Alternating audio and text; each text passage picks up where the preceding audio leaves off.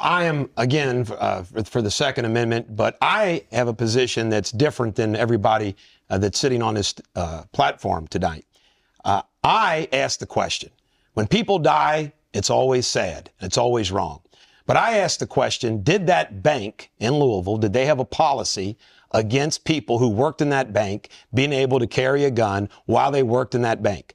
I think that I stand with Kentuckians across the state, that I am sick and tired of the gun violence that happens, where the violence comes from those shooting and the people that are being shot are not armed.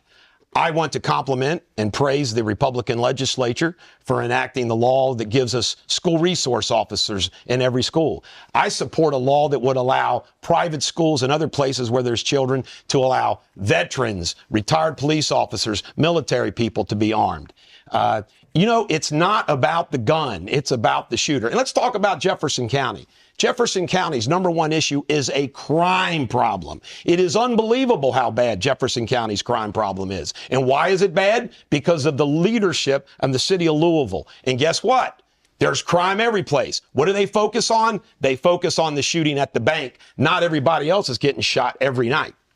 So let me ask you, since you are a big proponent of the Second Amendment, campus carry. So we know that in the most recent legislative session that just adjourned in March, there was proposed legislation to allow those over the age of 21 to carry a gun on public colleges and university campuses, House Bill 542. It didn't get very far, didn't make it to the House floor for a vote. Do you favor a measure that would allow those over the age of 21 to carry on college campuses and universities? I support it 100%. When you join the military, you're at a young age, you're younger than that. When you are somebody that's going to college and you're 21, you're able to drink.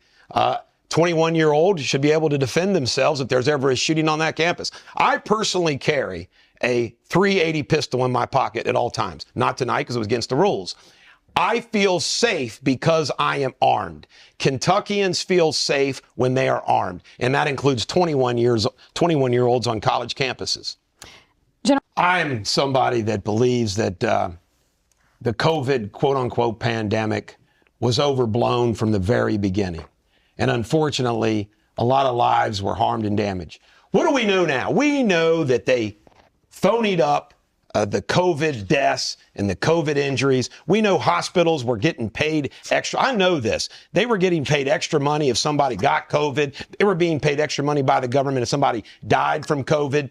I stand with Scott Atlas, who's wrote a wonderful book about what went on inside that White House.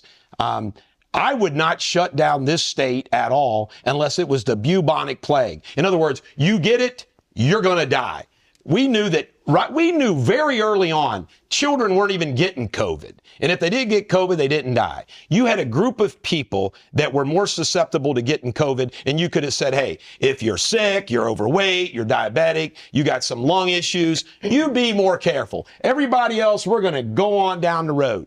The damage that was done to the state of Kentucky and Kentuckians, and the sickest, most evil thing that this governor and corporate health care did is they made healthcare workers decide between their career and getting a vax that they didn't know anything about. And it is the worst thing that's ever been done to the American people since slavery.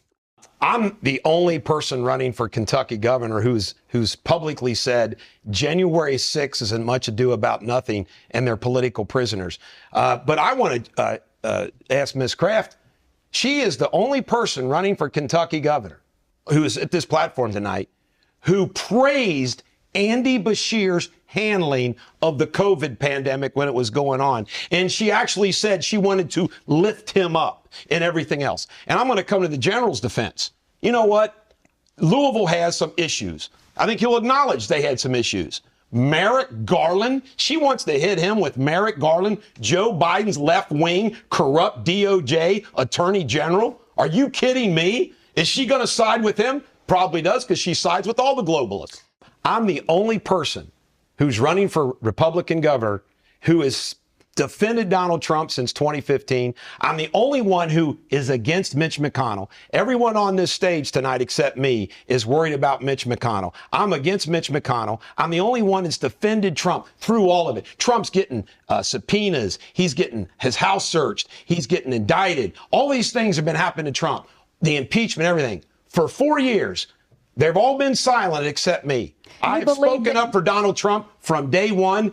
And that's why I got the Trump bikers, Ride for 45. And rank and file Trump voters know that I'm the Trump candidate. But President Trump didn't endorse you. He endorsed Daniel Cameron. Well, by the way, he endorsed Daniel Cameron. And you know how loyal I'm to Donald Trump? I'm still supporting Donald Trump. He's the sitting attorney general. So Donald Trump decided to support and endorse the sitting attorney general. Do you believe that President Trump won the 2020 election? Absolutely. I'm the only person on this stage who says they stole it. We need a complete overhaul of our tax system.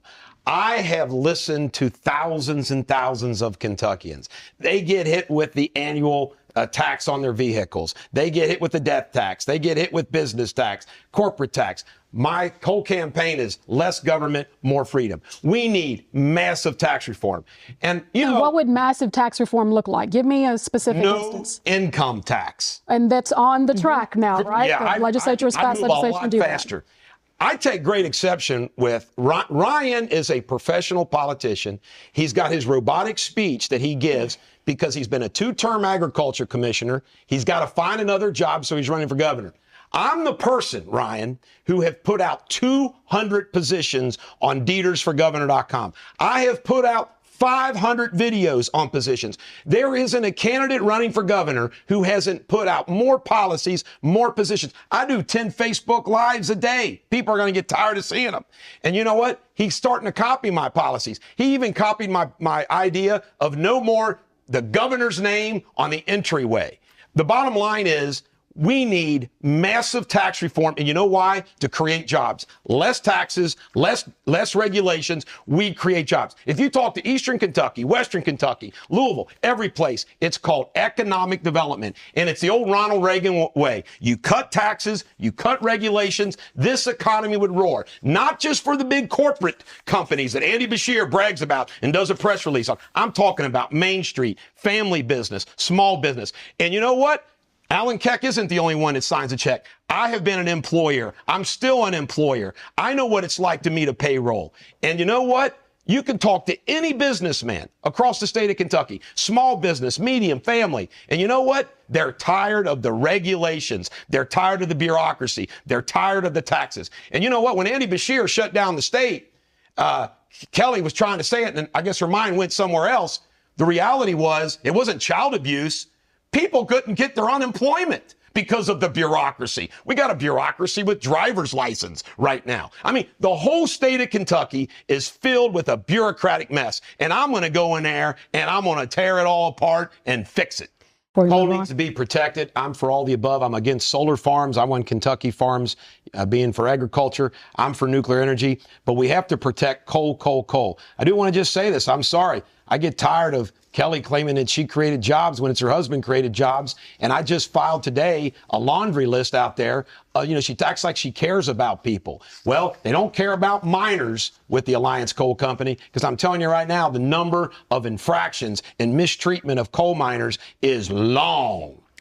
Ms. Kraft, your response. Have you been down into a coal mine? Has anyone been into a coal mine? Yes. You know, those are the hardest. I got Harlan County roots, Kelly. You're from Glasgow. You know what? Excuse me. Allow me to speak. Kentuckians deserve more than this, Eric. Kelly, Kentuckians deserve civil discourse. We've had civil discourse here. You attack the Attorney General. You run negative ads, and then you don't like when somebody calls on you. Mr. Deters, play the woman card. I decided to run for governor of Kentucky because there's a lot of people out there who are hurting, people who need a champion to fight for them. So that's why I'm running for governor. And what Kentucky needs right now is somebody that will fight for you, who's not a career politician, who understands your plight. I want to be your voice. Get behind me, support me, vote for me, and we're going to change the way Kentucky does things. We're last in almost anything, and I wasn't on the job. We need to make Kentucky great again. Let's do it together.